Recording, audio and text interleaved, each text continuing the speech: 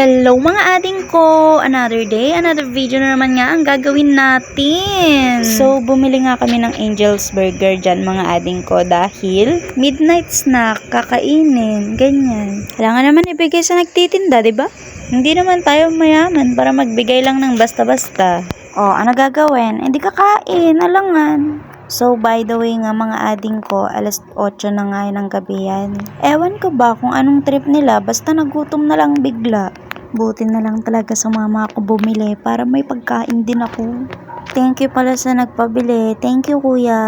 So, nagtataka nga siguro kayo mga ading ko kung bakit chili paste yung nilagay namin dyan. Dahil nga hindi sila muna nagbibigay ng hot sauce na pang take out yung mga Angel's Burger dyan mga ading ko. Dahil bagong rules nga nila yun, kaya ayun na lang, chili paste na lang yung ilalagay natin. Ano pa nga ba?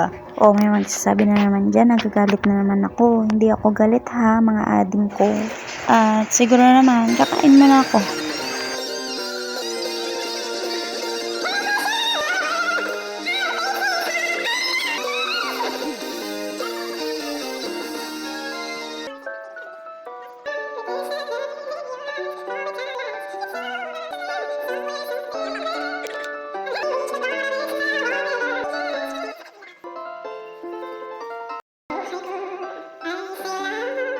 A few moments later. And second batch ng pagkain namin is galing ng 7-Eleven. Another thank you din sa nagpabili dyan. Thank you sis. O ano gagawin? E di lalamon. Go.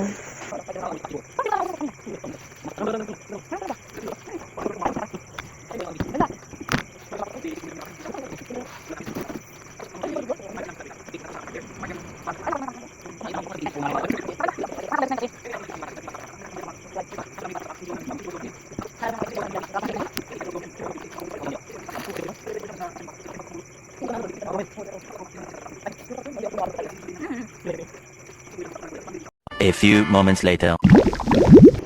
At another pagkain na naman. Pancit Canton.